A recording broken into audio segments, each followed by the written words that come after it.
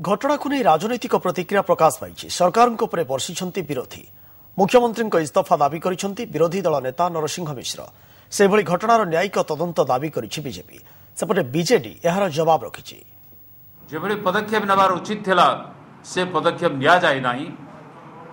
अतएव मुख्यमंत्री को नैतिक अधिकार नहीं शासन गादी बसवाई से तुरंत इस्तीफा दिंतु। इमिडिएटली गोटे सिटिंग जज द्वारा जुडिशियल इनक्वारी निर्देश दिंतु एवं जनसाधारण को से क्षमा भिक्षा करूँ। ये सामग्रिक विषय मत लगुच विचार विभाग तदंत हवा कथा आउ जो माने ये घटना दे जो मानकर अवहेला एवं त्रुटि विच्युति दुईटा मूल्यवान जीवन गला से माने दंडित हवा कथा।